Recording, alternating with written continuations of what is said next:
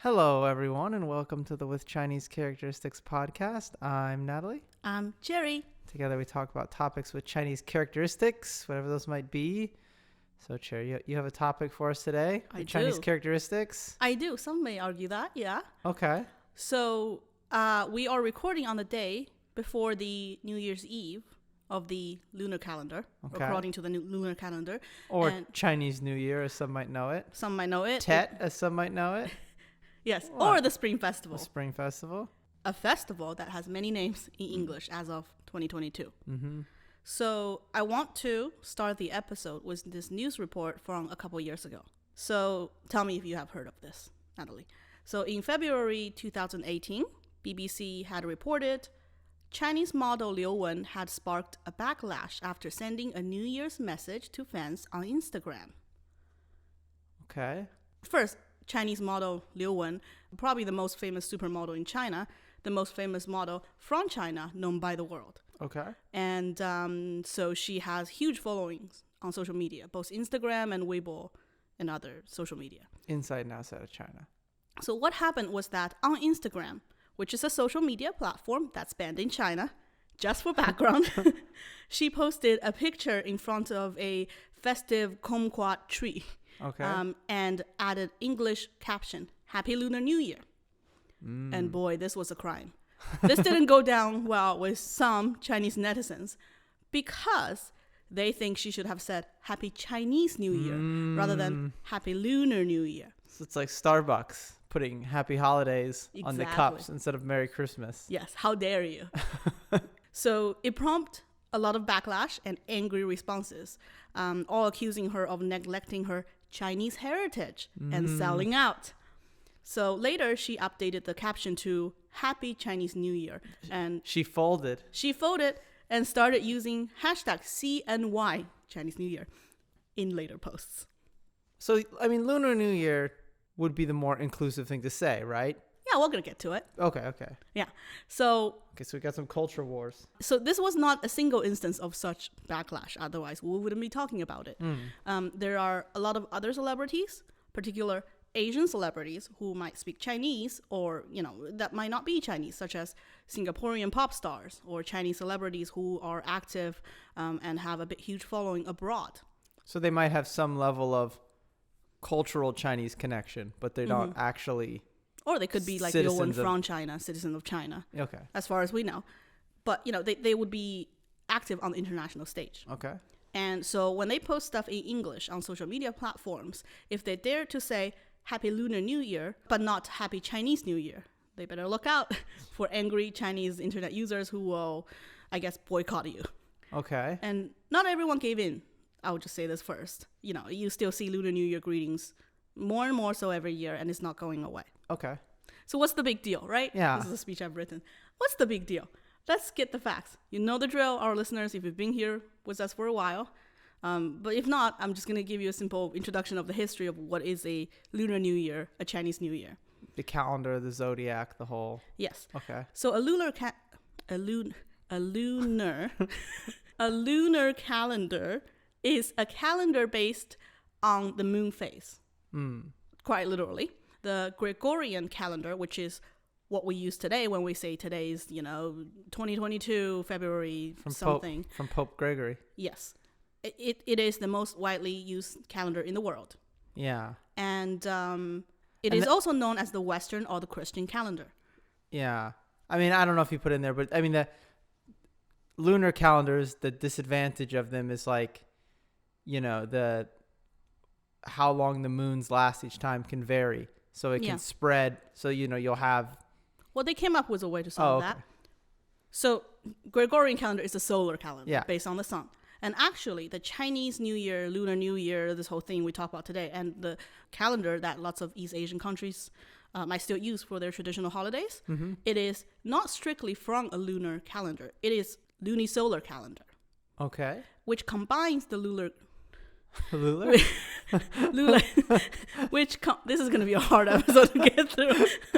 Which combines the lunar calendars and solar calendars. So it indicates both the moon phase and the time of the solar year. But for convenience, it's often called a Lunar New Year. Interesting. Okay. So that's what we're going to call it today. But given that I am Chinese and I must not forget where I came from, and, for the fear of being accused of selling out, I might call it Chinese New Year too in this episode. Also because it's hard for me to say lunar correctly many, many times. Okay. So solar calendars are a lot more complicated, but you get like theoretically the same. It's consistent. It's consistent. Yeah. Where you get like Easter, if you have a certain date on a certain month, yes, it'll always be like the same time in the spring. Yes. Which is important if you're doing the birth of Jesus or something and you got another right date. Yes. But in Chinese, actually, it's not called a lunar calendar. It's not called 月历. It's called a agriculture calendar, 农历, right? Because that's what... Rice is important. It is important. Got to know when to plant the rice cherry. It is important. But before we get into the Chinese one, let's say many, many people in the world have a lunar or lunisolar calendar, or used to at one point. You can look up at the moon. Within the East Asian circle. I think it's probably everyone's first calendar. You look up at the moon, you realize it's got a cycle, right? Yes. So, there was the Babylonian calendar. That was lunisolar. And, the Chinese, the Japanese, Korean, Mongolian, Tibetan, Vietnamese, Burmese, Hindu, many, many people. Yeah. So, apparently the Germanic people also used the lunisolar calendar before their conversion to Christianity. Yeah. So going back to the Chinese lunisolar calendar called agriculture calendar, most of the time, 农历, or yin calendar. Yin is yin and yang. The moon is the yin. The earliest record of it in China was of the Zhou dynasty, which was 1050 BC to 771 BC. Okay. And it had evolved with many dynasties throughout the long history of my country. And in 1912 was the establishment of the Republic of China. The solar calendar came in favor. So after the Qing dynasty fell. So they're like, let's have a new calendar. Let's catch up to the world. Let's be modern. And really be Western. Yeah, which, Japan was doing the same thing. And any country, obviously, that had been colonized by the West kind of got the Western calendar forced on it. Yes. Yeah. Which we didn't. Yeah. But it was an effort to modernize. Or at least under the name of it. So, the rest of history, we still use it to date in the new China. Okay. And the new China. The new China. It is the calendar that we use, but with the exception of traditional Chinese holidays. Because there's Spring Festival, what we're talking about today. There's the Mid-Autumn Festival. There's the Dragon Boat Festival. They're all still based on the agriculture calendar. So they land on different dates according to the solar calendar each year. Yeah. Varies. Not that far apart, but, Speaking of the Spring Festival, the Lunar New Year, China is not the only country, or Chinese culture is not the only culture that still celebrates the Spring Festival according to a lunisolar calendar date. The Korean New Year in the traditional calendar is called, I'm sure I'm butchering it, Soleil. The Vietnamese New Year is called Tet. And there are many others. And yes, they all fall on the same date. And in terms of 2022, it is February the 1st. Okay. And everyone have their own versions of customs and how to celebrate. There are some overlaps, especially East Asian culture has a lot of overlaps. Yeah. We all use chopsticks, we all eat rice. But, that people have their own uniqueness when it comes to it. Chinese people celebrate with, lion or dragon dance. We light firecrackers. We gift red envelopes. We get together for a family dinner on the New Year's Eve. And we visit our families and neighbors on the New Year's Day and the days ahead. And different regions in China also have variations of these customs. I've been told that Vietnamese people usually decorate their homes at this time with plants and flowers, peach blossoms in the north, and yellow and apricot blossoms in the center and south. That's what I've been told. So there are differences, and I love them. Japan, you do mochi? Japan, you do mochi, but I thought that was January the 1st. They put the Lunar New Year holiday on the actual New Year's. Okay. But yeah, it's the same. It's not on the date, but it's kind of a similar festival. So with that said, I won't list all of them, and in the danger of embarrassing myself, you can just Google it. It's all great and wonderful and happy and festive, I'm sure. With all that said, why is it a sin in English for someone who's very active on the international stage to call this day Lunar New Year on a social media platform? If anything, it's more, happy holidays. There are lots of holidays around Christmas time, right? Around that, but they're not usually on the same day. But Lunar New Year, for the most part, all these holidays are on the exact same day, right? So it's, you know what I mean? Happy Lunar New Year makes a lot even more sense. It's more inclusive. Yeah. Yes. But we don't like inclusion. Modern China? So exclusionary, Cherry? That doesn't seem right. Yes. And I'm not dragging this on, but let's talk about what it's called in Chinese, because this is a long answer. Yeah. In Chinese, it is commonly called 春节. Direct translation, Spring Festival. It might also be called 新春, called the new spring. Or simply 过年. 过 is hard to translate directly, but it basically means to experience or to live the new year. Okay. There are Happy New Year. Exactly. So there are a few different ways to call this most important holiday of the year amongst my Chinese people. But I'll tell you what it's not called, or at least very, very, very rarely referred to as. It's very rarely referred to as the Chinese New Year. How would you even say that? How would you even say that in Chinese? 中国新年. It just sounds weird. It's like saying Merry American Christmas. Yeah. You know, why would you say that? So, I think there is a Hallmark movie, by the way, because I Googled it. It's called American Christmas, but I think they were talking about an American family's experience with Christmas. Yeah. It's not for everyday greetings. And on the other hand, the January the 1st of the Western calendar is called 元旦 in Chinese, literally the first morning/day. That's the New Year's Day, right? So in the year 2021, Xinhua News Agency, or translates to the New China News Agency, which is the official state press. Should be the New China. Why don't you tell them? It's the official, our audience might be familiar with it already. It is the official state media agency of the People's Republic of China. They reported that, in English, Chinese leaders extend Spring Festival greetings to veteran comrades. In another Chinese post, it was reported that President Xi visited local officials and people in Shanxi province, or was it Shanxi province? One of the provinces, before the Spring Festival, and sent new spring greetings to the nation.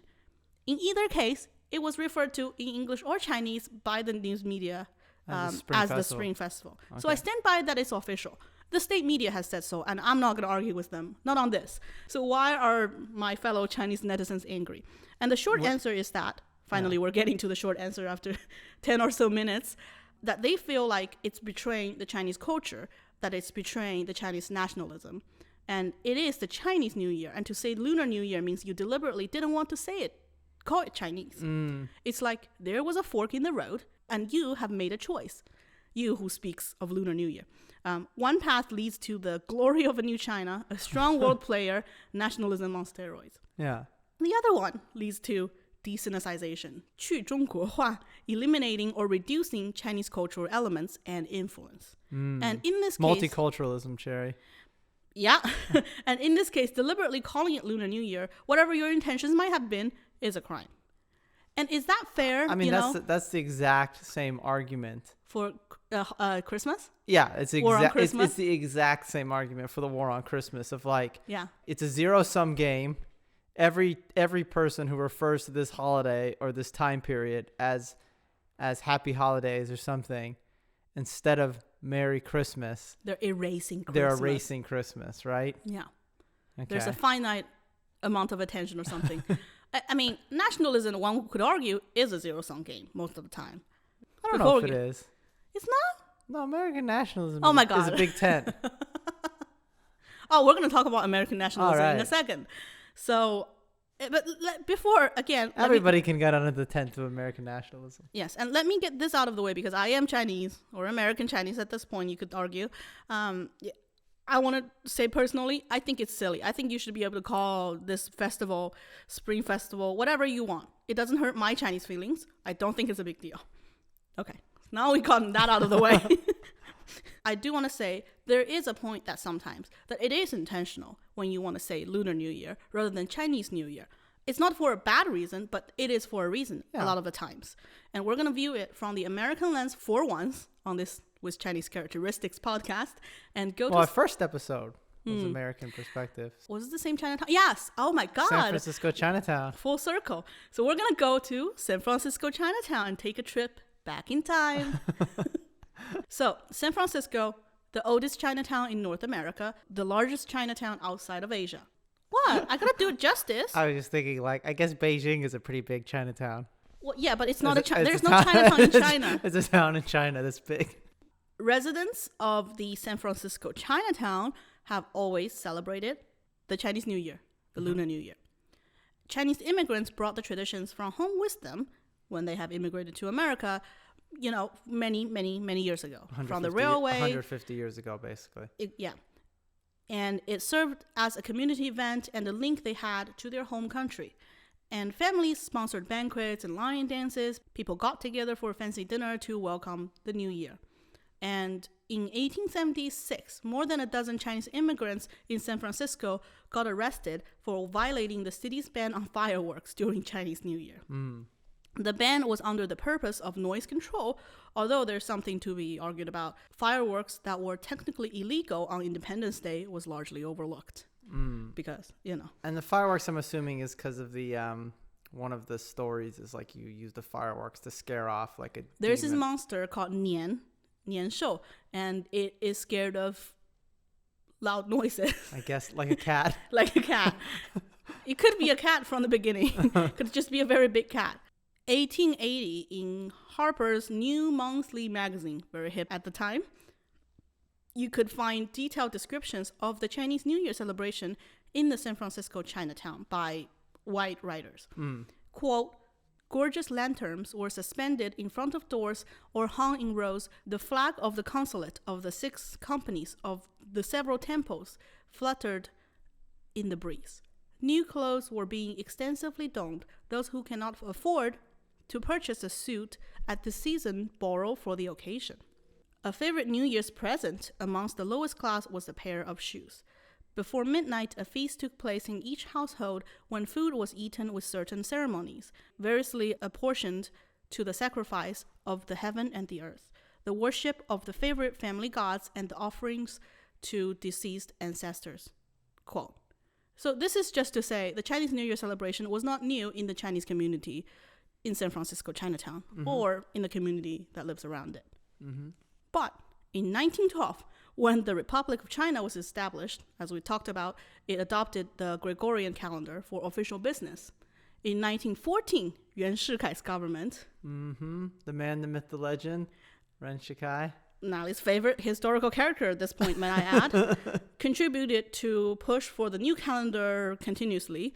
And the government official document recorded the, quote, recommendation of defining in calendars New Year Day as the Spring Festival, Dragon Boat Festival as the Summer Festival, Mid-Autumn Festival as the New Autumn Festival, and the Winter Solstice as the New Winter Festival. So they're renaming them. And it should be a federal holiday these 4 days of the year. It was approved by Yuan Shikai, and I think the other names didn't really stick, but Spring Festival did. So this is when Spring Festival rather than New Year's Day or New Year came about. Okay. And the traditional Yuan Dan, the first morning, is now used on the January 1st of the new calendar. Okay. So there was a shift at this time. So there's a separation from the start of the calendar day to the ceremony day. Yes. The general public still had the habit of using the traditional calendar.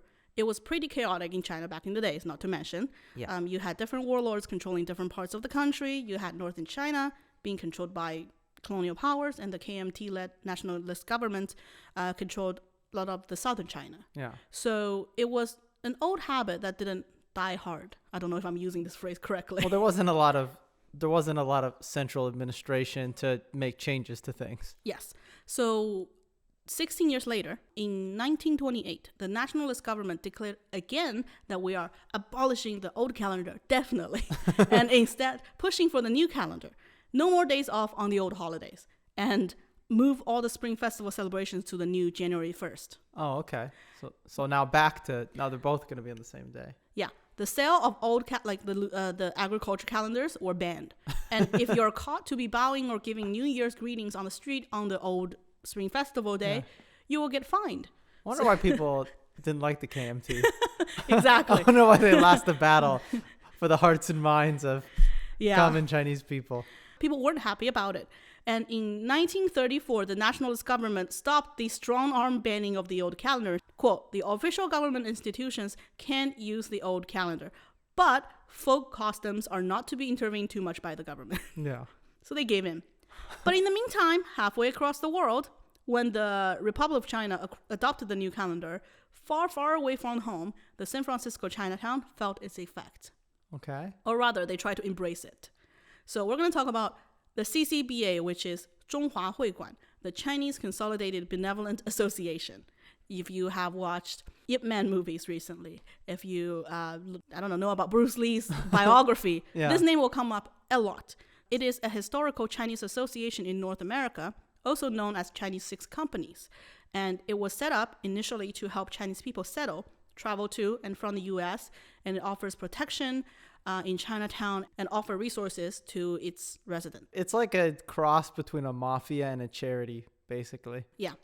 So it's a very powerful and connected organization in the community, right? Yeah. And with its leaders being mostly wealthy Chinese American merchants and businessmen, and it wielded political power as well. Quite often, it was sort of a representation of the Chinese population in America in front of the local or federal government. Yeah.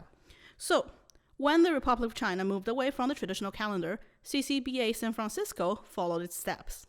As told in the book Making an American Festival, Chinese New Year in San Francisco's Chinatown, a great book I might add, we'll put the link in the show notes, by Chou-Ling Ye, quote, the CCBA of San Francisco announced the new policy and urged everyone to follow it, allowing a 1-year grace period to accommodate local practices.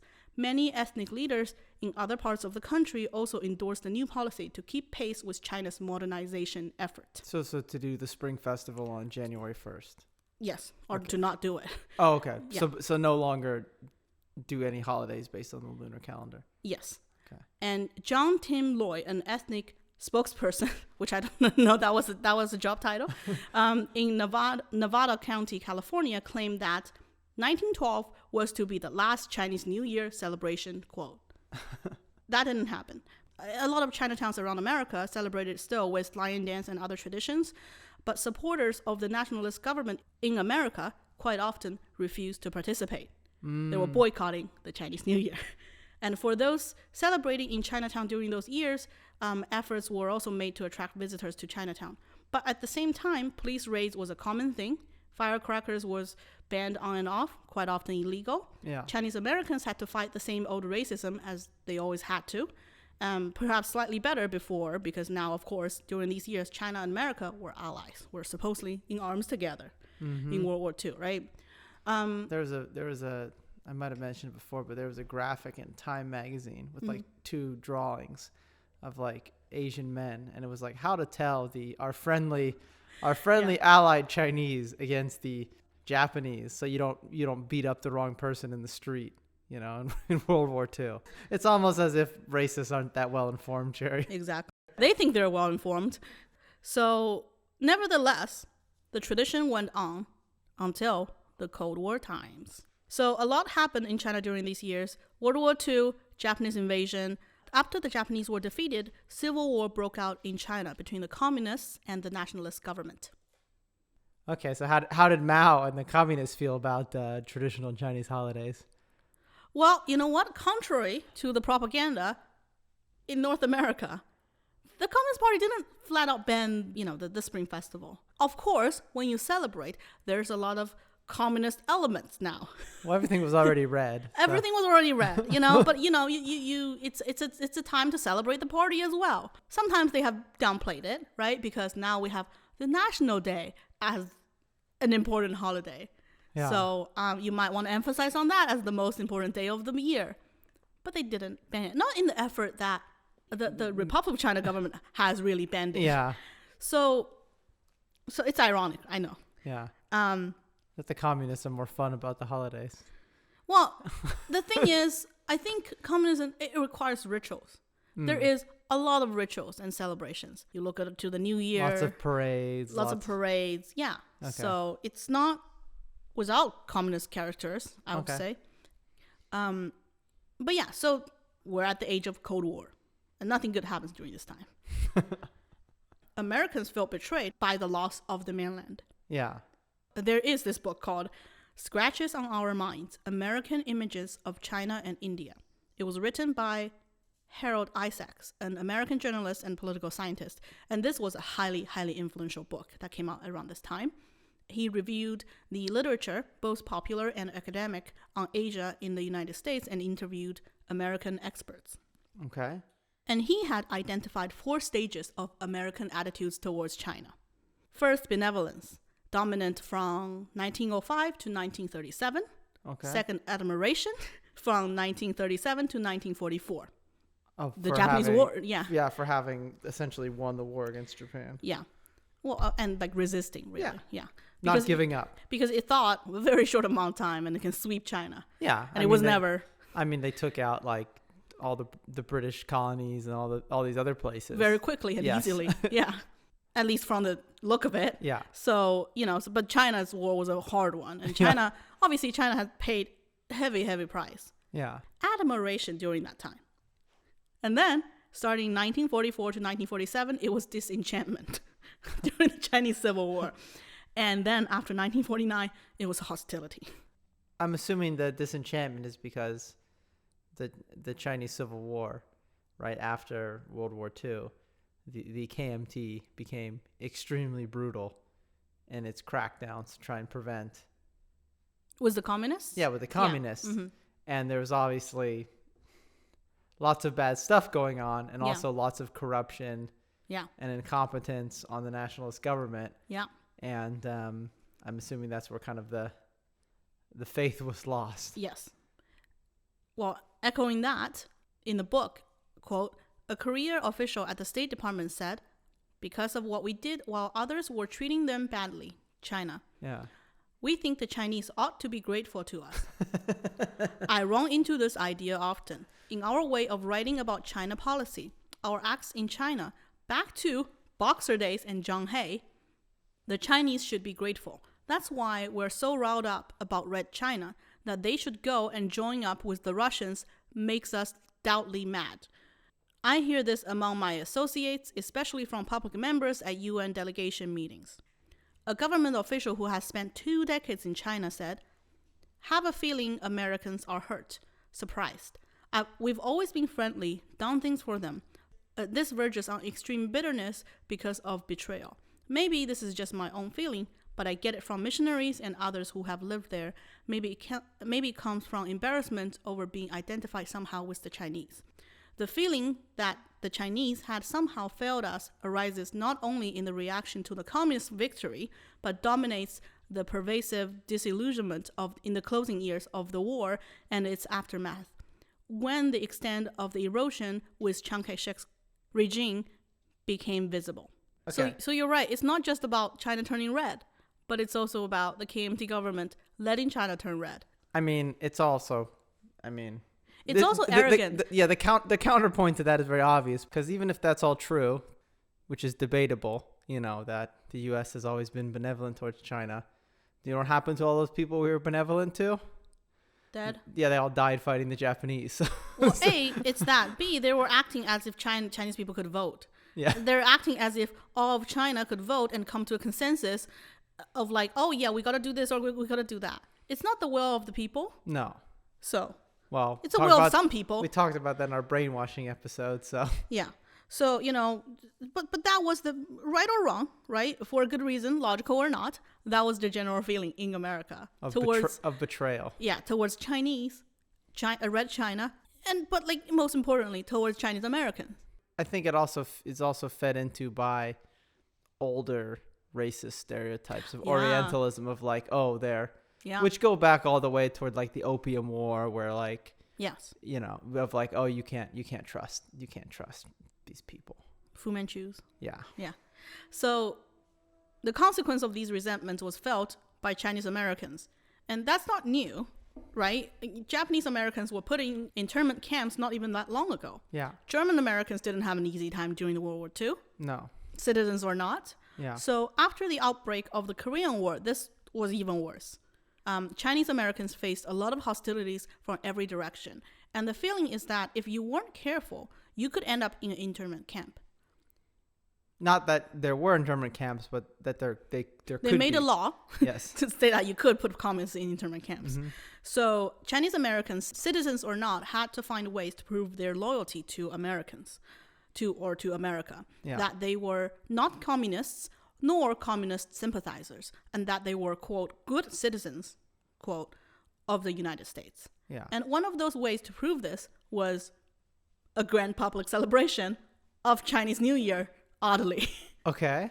And this is what makes sense. And it did work in some ways, but not completely. Okay. So as reported in Madera Tribune, a newspaper in Madera, California, okay. In an article titled 10,000 Firecrackers Explode Chinatown Observes New Year with Anti-Communist Parade. Sorry, that was a mouthful. So, so it's an anti-communist parade. Yes, this was in 1951. Okay. Quote, the parade was a climax to a week of festivities celebrating the Chinese New Year. It was designed to fulfill the Chinese love for the pageantry and noise tradition to the season, and at the same time, to demonstrate Chinatown's pro-American feelings. The 6 companies' anti-communist league, that's a thing now, by the way, all over America, in Chinatowns, there were anti-communist leagues, okay. which organized the parade, closed as its theme, Torches of Liberty. The members of the 6 companies, the elderly men who governed the affairs of the Chinese American community, followed a brass band carrying symbolic flares which emitted a blinding scarlet light and sulfurous fumes. In a speech after the parade, Dr. T.C. Chang, Chinese consul general in San Francisco, predicted the nationalists again would land on the mainland of China and eliminate the regime of Mao Zedong in the same way that the regime of Dowager Empress was overthrown 40 years ago. Quote. And boy, that didn't happen. But, the sense is that the KMTs, the nationalist government, really did have to or want to prove to America for aid and for other reasons. That they're still in the fight. That they're still in the fight. They haven't given up, right? So, same year, 1951, the Manhattan's Chinese community celebrated Chinese New Year with a mass pledge of allegiance to the United States. Very traditional, and choirs of patriotic songs. The performance was recorded and wired to President Truman and General Douglas MacArthur. So the performance was recorded and wired to them as a, quote, document of our faith with our complete repudiation of communist China, quote. So I don't know if they ever wrote back, but that's what the Manhattan Chinese community had to do to showcase their loyalty. Or what they felt that they had to do so they didn't get, interred or something. Yes. So then, a year later, in 1952, similar event, the same paper, the Madera paper from California, reported title, Colorful Fetes Mark New Year for San Francisco Chinese. Quote, American Chinese flock to San Francisco's Chinatown today to add their prayers to those of relatives here that the year of the dragon would bring peace to a homeland under the communist yoke. I had to look up what's a yoke, by the way. What you put on an oxen. Yes. It's a plow a field. Shackle, yeah, basically. And then they said, quote, the old year was supposed to bestow peace on China. But instead, the newly arrived Chinese Americans and their relatives here remember the year of the hare saw China's red rulers launch a vicious extortion racket demanding, quote, ransom money for the safety of their loved ones, quote. Which is true, actually. Which is true, yeah. That's because there was a huge foreign currency problem. Yeah. Early on, right, with the communists, so they would, convince people to send money back. Yes. I'm not saying that's untrue. I'm just saying this is what they report when they report about Chinese New Year now. But now more and more, instead of being a private internal celebration, family celebration in the U.S., it's becoming more and more of a public thing with a lot of pro-American overtones. Yes. Okay. And in 1953, this came to a climax. This year. So Korean War. Yeah. 1950 to 1953, basically. You can see how this played out. Yeah. So in 1953, the first ever Chinese New Year Festival Committee of San Francisco Chinatown was formed. Yeah. Now we have a committee for it now. And in case that wasn't clear, in the Korean War, essentially the United States and international UN allies are at war with China. Yes. In the Korean Peninsula. Yes. The committee was led by local merchant H.K. Wang, and they announced in newspapers and invited outsiders, non-Chinese people who don't reside in Chinatown, to show up. In China World, a major community newspaper, Paul Louis, a member of the Chinese New Year Committee, wrote that, quote, the festival will be a showcase of the integration of 4,000 years of traditions and rituals with modern American customs, quote. Only 4,000 years? Apparently, yeah. Oh, okay, not 5,000? Well, I think all Chinese people need to get together and make sure that we have the same talking points. So 51, 52, almost like trial runs. Yeah. 53, San Francisco Chinatown. They're like, we're going to go mainstream. Yeah. We're going to have a committee. We're going to organize it out. We're going to advertise it. It's going to be big. Thing. It's going to be big. And they delivered. San Francisco Chronicle reported that, quote, 1953. This is San Francisco, Year of the Serpent. Down Grand Avenue last week was the long Chinese dragon with his baleful eyes. Okay. Hemmed in front and rear by bands and marching units. And floats carrying Miss Chinatown and Miss Hong Kong. On the sidewalk and in the streets were 100,000 spectators, the largest crowd ever to welcome the New Year to San Francisco's Chinatown. Quote. Some other newspapers also say it was 140,000 spectators. Either way, a lot of people. So we got a big old traditional American parade. Yeah. And a spectacle was not it. It was very much designed to showcase Chinese Americans being Americans. It wasn't just the lion dance, right? Yeah. It was to support the Korean War efforts. It was to echo the Cold War rhetoric and policies. There were Chinese American veterans of all three wars, World War I, World War II, and the Korean War, that marched in the parade. Leading the parade was U.S. Army Corporal Joe Wang, a Korean War soldier who was blinded in the line of fire. He was named the parade's Grand Marshal.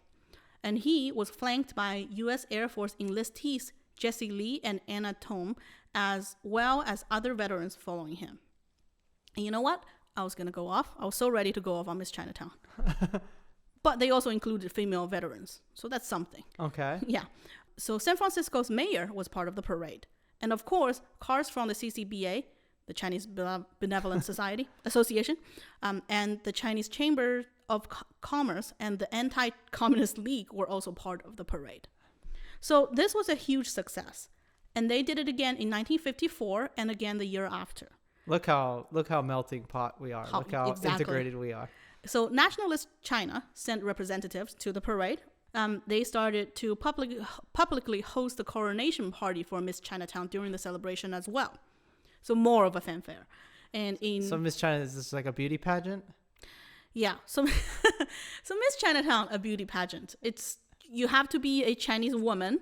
Okay. And you're only counted if your father is Chinese. If only your mother's Chinese, it doesn't count. So. Okay. So, but in 1953 was the first time that it was a thing. The Miss Chinatown. Miss Chinatown. Pageant. Yeah, pageants, and then it continues, still around today. So, and in 1962, Richard Nixon, who at this year actually didn't have a job because he didn't win the nomination, but he was a prominent politician and the former vice president and a California politician, right? Yeah. So he and the California governor at the time, Edmund Brown, was part of the parade. I found a picture of him standing in a car, looking real happy with his wife, real excited, pointing at the lanterns of Chinatown. So this is going mainstream. Yeah, is my point. As well as continuing to be very, very political, because when Richard Nixon had showed up, newspapers commented that it was almost like a political rally. Yeah. And Richard Nixon is very anti-communist until I guess he went to until he was like, I'm going to be the one who opens China. So, communist or not. So, not every Chinese American was on board, Yeah. These activities are more American than Chinese in many ways. And they were intentionally designed to sell Chinatown as a tourist destination, as an Oriental dream. Because Cold War racism, that's also bad for business in Chinatown. Yeah. So they had to revive Chinatown, and this is what they chose to do, right? And also, it's the communist Chinese fear, right? Mm-hmm. in a way is newer and scarier than the kind of familiar old Orientalist, yes, mysterious. At least there's no internment camps. Yeah, Chinatown. Or the threat of one. Yeah. So I even though it seems, I get that they play up the Americanism of, how they're Chinese Americans, but also the kind of old Orientalist culture because, it's more familiar to people, less threatening than. Which is ironic because if you think about the CCPA was very much on the side of Taiwan, on the side of the Republic of China, which was the government that initially actually banned Chinese New Year. So it's fine. Well, I mean, like we have moved on from that. There's the Soviet Union banned a lot of religious stuff. They cracked down on churches. Yeah. And then Germany invaded. Yeah. And suddenly they're like, God's on our side. Stalin's like, we got to pray for the Soviet Union. Yeah. So when the chips are down. Any port in a storm. Yeah. So this is the port, the Oriental Dream that we're selling. So for example, in 1957, during the parade, something like 5,000 fortune cookies were tossed to the crowd by Chinese girls. And fortune cookie, they didn't come from China. It was invented in San Francisco in the 1930s. Maybe by Chinese immigrants, I'll give them that, right? Yeah. But it was not a Chinese New Year tradition from the old country. Mm-hmm. So this was, as an example, pandering to mainstream America and whatever they already think of Chinatown should be. Let's just play it up. Let's sell it. Yeah. And don't get me started on how they wanted Chinese American women and children to dress in traditional Chinese clothing during this time and walk around Chinatown. And they didn't encourage Chinese men to do that. Chinese men could just wear Western clothing, but Chinese women wear those tight qipao and showcase your beauty. We got to have this mysterious allure of the Oriental exotic Chinatown. Yes. So the spectacles carried on. Corporate sponsors also joined in. They started hosting sports events too at these festival activities. And of course, Chinese Americans have always participated in sports. You know what this is really reminding me of? What? Of like pride parades. Sure. Right? Yeah. No, right? Like how, like originally, just like Chinatown, there's a very suppressed, there's police raids on people. Now we got to be proud to be Chinese. And then the corporations start getting involved. Yeah. You get sponsors. Yes. Exactly.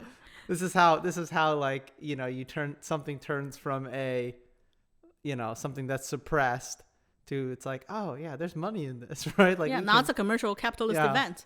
So, but sports. Yeah. Asian Americans, of course, have always participated in sports. Yeah. But quite often they were rejected from the mainstream white teams so that they had to form their own. Yeah. And the same thing with Black Americans and all other minorities. The leader of the festival committee, H.K. Huang, he's going to come up a few times in this episode, was actually also the founder of the Chinese Tennis Club of San Francisco in 1935. Okay. So during the festival, they hosted tennis, volleyball, basketball games. After all, what's more American than sports? Yeah. And remember, Chinese people can become citizens now. There's a pretty tight limit on it, I think, at the early years, but still, this is a growing voting bloc. Yeah. So during the Cold War, America had a political interest to showcase the diversity of its population at home, as well as how accepting America was of different cultures and ethnic groups.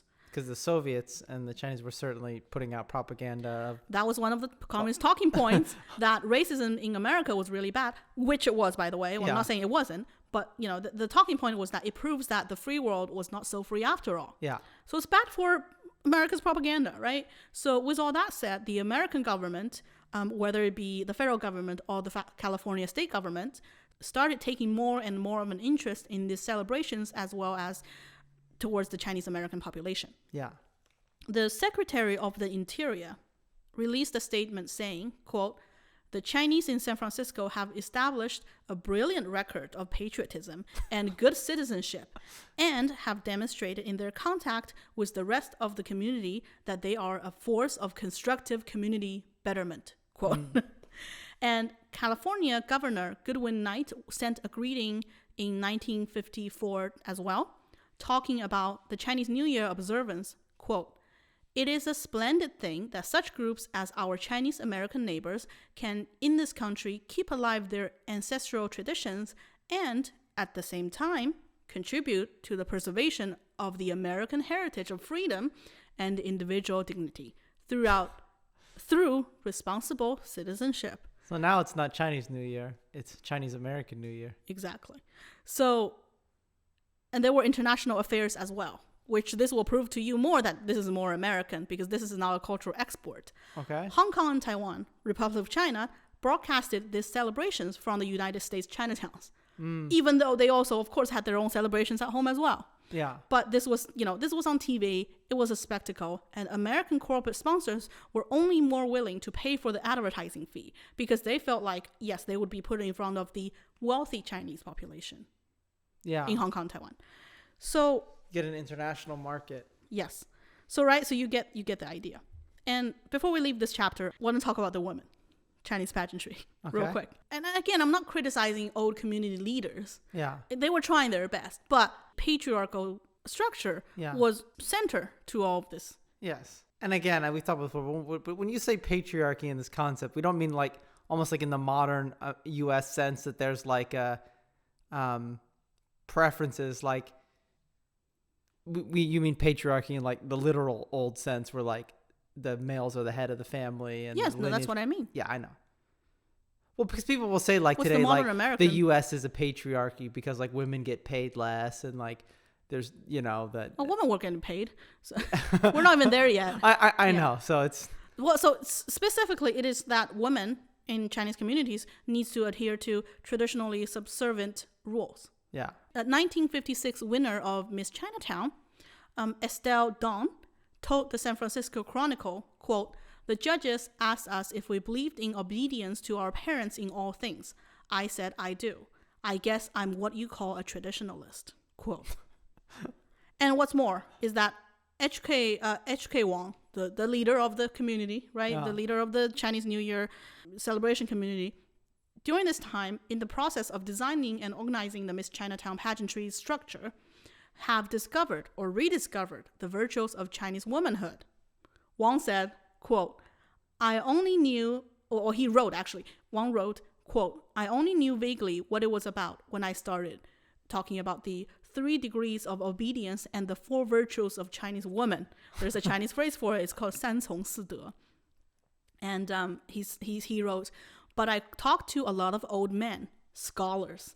I looked through some Chinese books." That's how you learn about. That's how you learn about women. You talk to old men who are scholars, Confucius scholars probably. And he said, he wrote, "Then I finally wrote what Chinese women should respect. First your father, then your brother, then your husband." So that's what he set out to do. And that's what the newspapers at the time wrote about Miss Chinatown and its participants. So Chair and I have had conversations before how in some ways, a lot of like American Chinese families can be more traditional than actual immigrants coming from China, because there's like this time capsule of like what also the need Chinese culture should be. Yes. Oh, but sometimes reinforced. Yeah. You even go back. It's not just what you preserve, what was it like in the 1950s. Yes. It was that in the 1950s, there was this trend of... To go back to like the 1850s. Yeah, exactly. So the celebration, the parade, the pageantry, it was all part of the deal to sell an idea of an exotic, yet contemporary, multicultural American image of Chinatown, right? Yeah. And the women were part of the package. Like we're a window dressing. And it's not called Miss Chinese American, right? It's called Miss Chinatown. So obviously there's something to be said about pageantry empowering women in many cases. Yeah.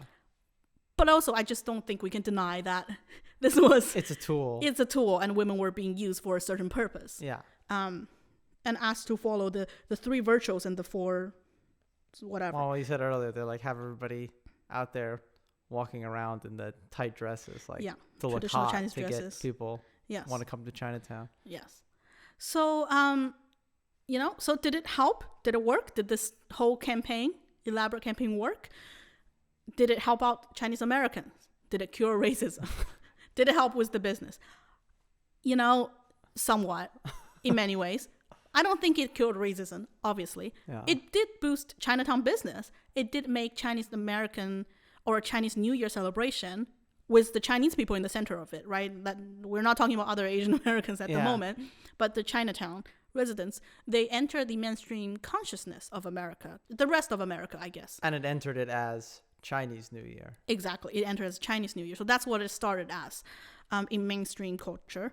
And I do believe they're doing their best. You know, that's what they thought they needed to do. In order to not get interred and to gain some political power in this country. Yeah. Right? And it's easy for me to criticize after all these years, clearly, right? So I'll say this. I think they've tried really hard. And as time passed on, it's good to see that not everything aged well in a way, because that only means society has moved forward in a progressive way. Mm-hmm.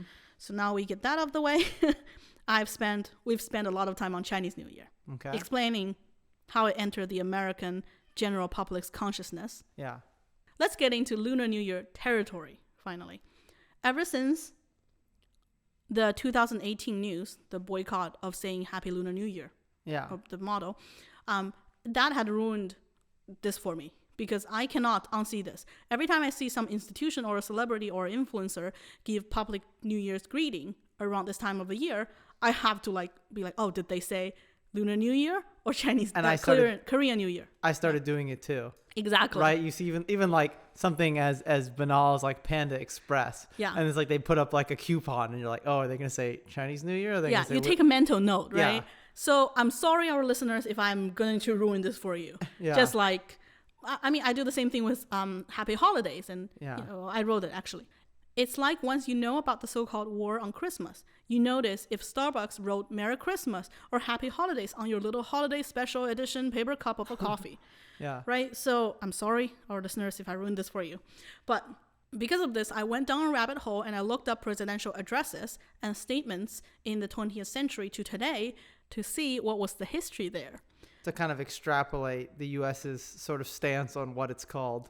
Well, at least the greetings from the White House to the American general public, which I would call mainstream, right? Yeah. That would be mainstream. Mm-hmm. So the earliest official message, thanks to the American Presidency Project hosted at UC Santa Barbara, the earliest official statement about New Year that had to do with China or Chinese was in 1930 on January the 2nd.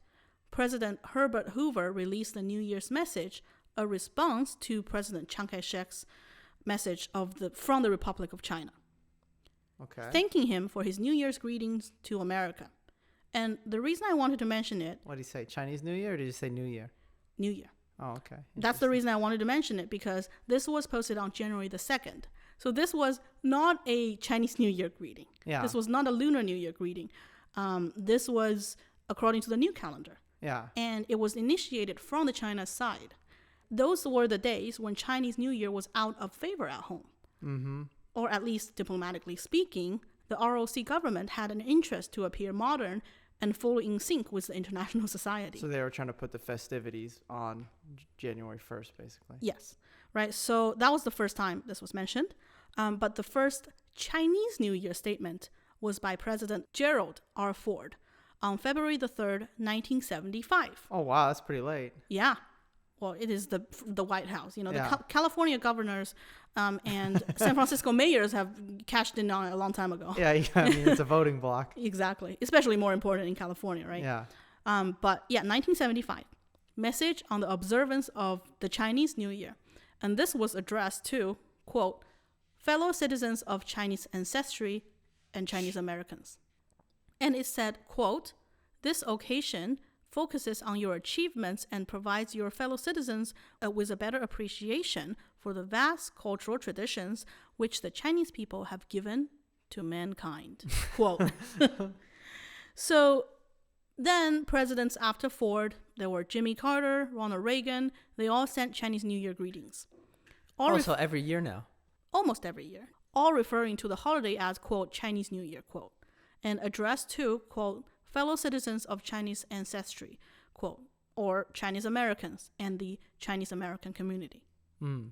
But in 1981, Reagan started adding, quote, Chinese throughout the world, quote, to be greeted as well. And this is, U.S.-China relationship was getting better. Yeah. So, but the tone changed again in 1983. For the first time in Reagan's official message on the observance of this day, he referred to the holiday as, quote, Lunar New Year. Oh, interesting. Quote. So, 1983. And it was addressed to, quote, all those celebrating this Lunar New Year, Chinese, Korean, and Vietnamese Americans. So that was a big shift, right? And what had happened in 1982, the year before, was that Vincent Cheng was murdered in Detroit.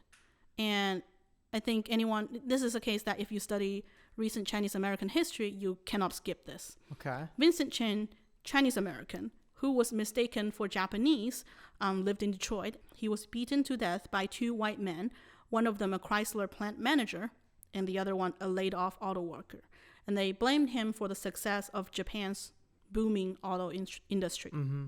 And, so this was a hate crime. Yeah. It was not defined as one at the end, and they got no jail time. So you can imagine, this had brought Asian Americans from different backgrounds together. Yeah. And it ignited a push for Asian American rights, for legal changes, right? For Asian Americans to be included as a protected class. And everyone came together in the community. I want to add, not just the Asian American community, but also the Black civil rights leaders also supported it a lot.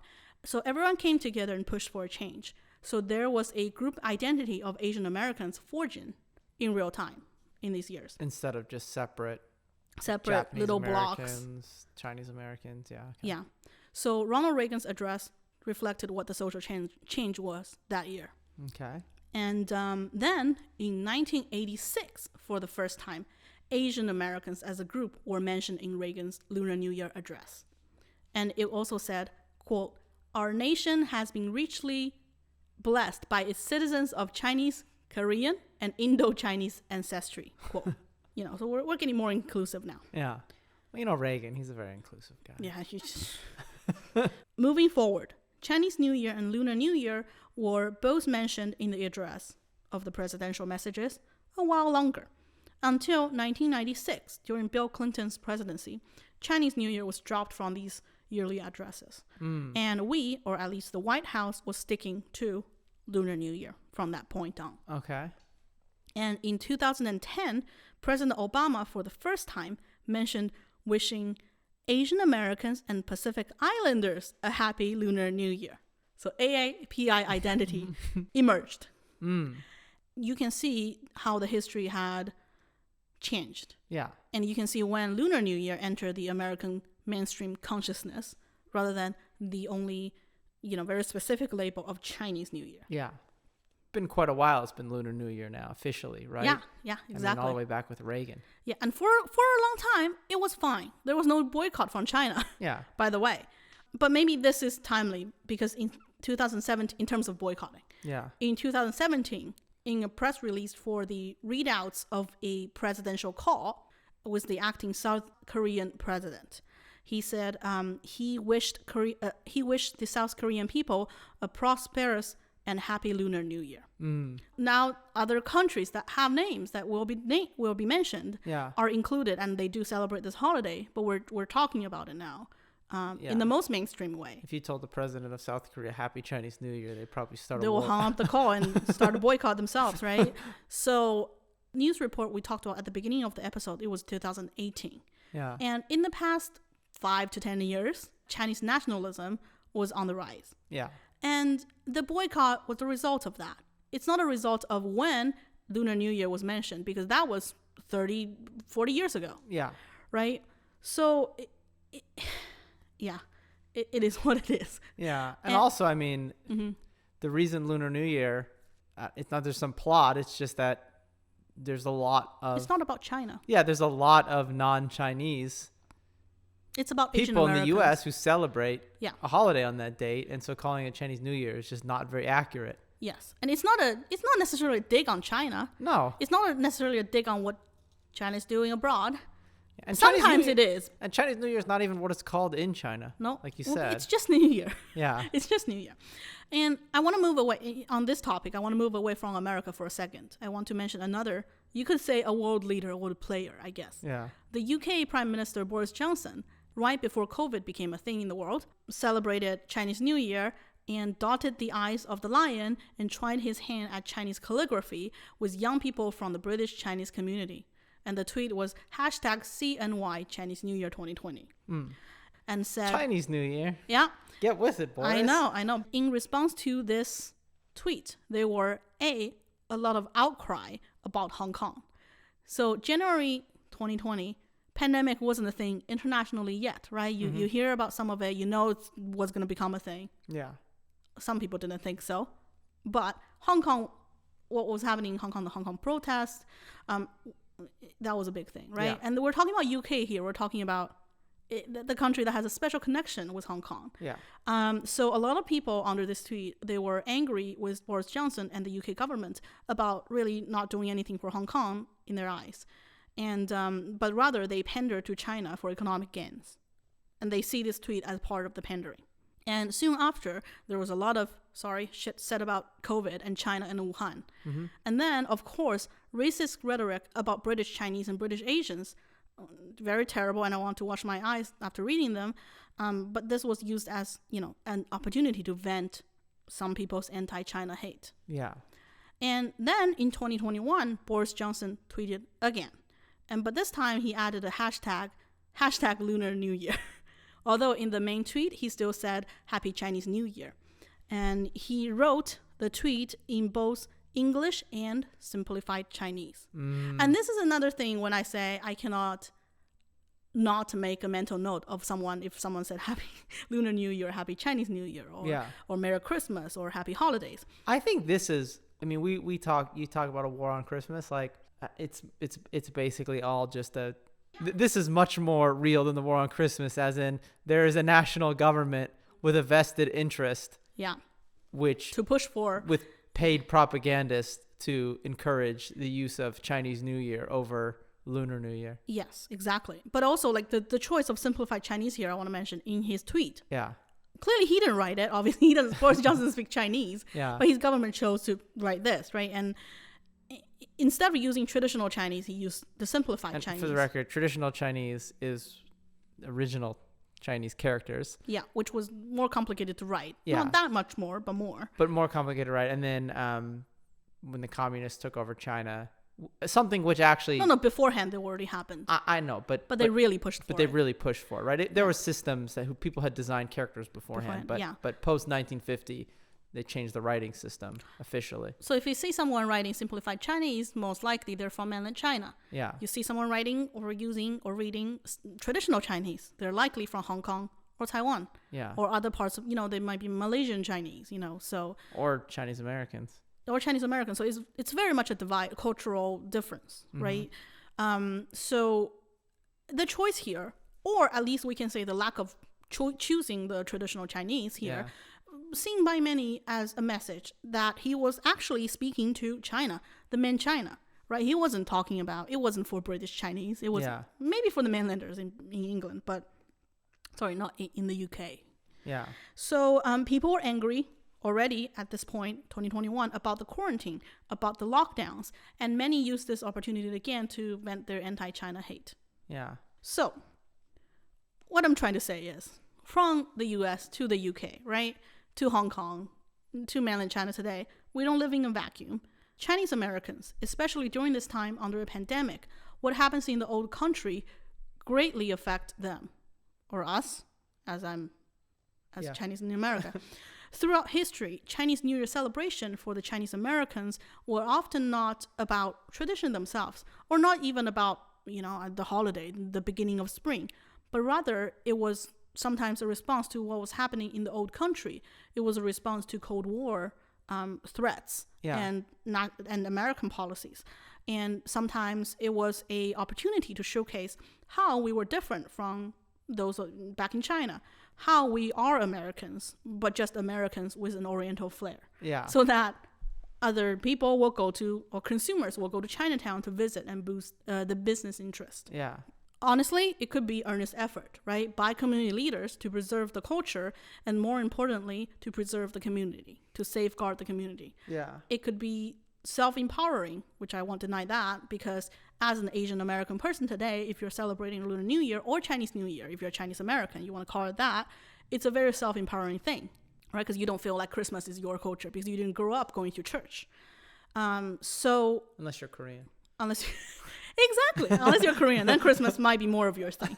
So especially at a time when all Asian Americans or AAPI community get attacked as hate crimes were on the rise during this pandemic. It's all connected. It's not even nuanced anymore, the connections here. And as Vincent Chang was attacked because they thought, the racist people thought he was Japanese and blamed him for booming of the Japanese auto industry. And in New York, they were Japanese musicians that got attacked during the pandemic because they thought they wanted to attack Chinese people. Yeah. I don't know. We should all stand in solidarity is my point.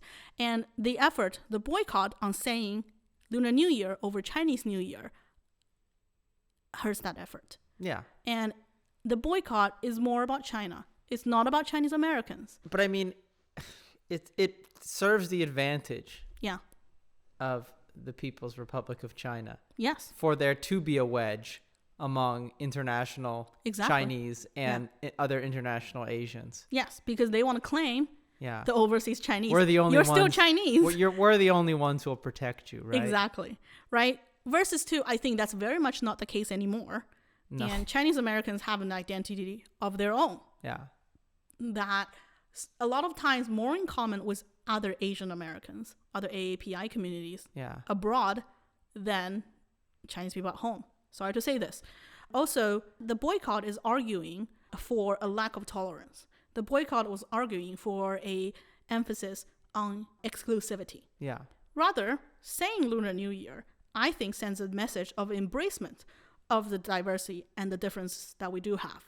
Yeah. So, let's not make everyone call this holiday Chinese New Year. I understand why China's doing it under the name of nationalism, but let's not. Well, so I have a question. Yeah. So you have Lunar New Year, right? You have, for example, like Tet, which is Vietnamese. So how would you, if you're saying I'm celebrating Lunar New Year, but you want to indicate that you're celebrating the Chinese traditions of Lunar New Year, then what would you say? Well, I think if you want to say Chinese New Year, that's fine. You just can't stop anyone else from saying that. Yeah. Because I say Chinese New Year. Yeah. Right? It's because maybe I'm talking to my fellow Chinese American friends. Maybe we're talking about specific things that only Chinese do during this time. Yeah. And that's all fine. I think people should have a claim on their own culture. Yeah. I just think people don't have a right to boycott on what other people say, whether it's their culture or not. So there's nothing wrong with saying Merry Christmas, but you shouldn't get upset if somebody says Happy holidays. Yeah. Exactly. I think that's a very reasonable ask. Is it now? Yeah. Yeah, but I mean, the Chinese boycott is that if you are ancestry, if you are a Chinese celebrity on the international stage, you don't get to say that, because the logic behind it is that at any moment, at any time of the day, you must be serving China's You must be serving China and the Chinese government's interest. Yeah. You can't just be a person. It's all political, right? So, and obviously that's, well, if you've been listening to this podcast, that's not where we stand. No. Not that it matters to the Chinese government where we stand, but that's where I stand in my daily life. You've been infected with American individualism. I don't know if it's an American individualism. I don't like it when Ali says this, honestly, because lots of Chinese people I know think the same way. I'm not special. Where are those Chinese people? Well, you don't speak Chinese, so you don't know that. Where are they, Cherry? What? Are they in America? Some of them are in China. So just don't ask me their names. So the point being, if you are Chinese American, that I know you are as Chinese and American, if you want to say Happy Lunar New Year to me, I have no problem. I have zero problem with it. Yeah. I think it's great. Yeah. And if you want to say Korean New Year, say Korean New Year. I'm not going to boycott you. If you want to say Chinese New Year, that's fine too. Yeah. And I just don't think, if we want to claim, we can't, of course we're having it both ways, or we're trying to, but I think having it both ways means if you claim you have 5,000 years of culture and, China has stood up in the world, Chinese culture so long has given humankind so much, then we can't be so petty. And is your cultural confidence really going to be hurt by someone saying Happy Korean New Year? Yeah. Right? like it's, I don't know, it doesn't diminish Chinese culture. No. It's not a zero-sum game. No, I mean, but it's like, no, it's the same thing with Happy Holidays and Merry Christmas. It's like, it's doing the opposite because you're taking something and you're politicizing it, which means somebody might think, oh, maybe I shouldn't say Chinese New Year because that makes me sound like a Chinese supremacist. Nationalist. Yeah, when otherwise they wouldn't even think twice about it, right? Yeah. And also it's saying like, oh, it's weak enough that it needs to be supported, right? It can't just be on its own merits, right? Which it 100% can. Yeah. I mean, Chinatowns do exist, and be it an Oriental version of it. Yeah. It's not going away, you know? Yeah. And there are many different versions of it because there are Chinese people everywhere, or people from Chinese ancestry. Yeah. Quote the American government, and they all may have their own little versions of it, and it's great. Well, if nothing else, we've now given you the brainworm of now you're gonna look at every single coupon and advertisement and diplomatic message, and then try and think what people's stance is on whether or not they say Chinese the message New Year. is people can say whatever they want. Just don't boycott anyone for saying what they want. Yeah. But you're gonna see it. Well, on that note, I want to say in Chinese, I can't wish you happy New Year in Vietnamese or Korean or whatever. Are we gonna watch the Chinese New Year state media? No, we're not. Broadcast? No, we're not. But I'm gonna say this. I mean, maybe some. I'm sure I'll see like tidbits of it on social media. Yeah. Maybe they'll do blackface again. So Happy New Year. 恭喜发财，万事如意，虎年大吉. And if you don't speak Chinese, Happy New Year. Wish you good luck. Wish you be rich. Wish you lots of fortune in the new year of the tiger. See you next time. See you next time.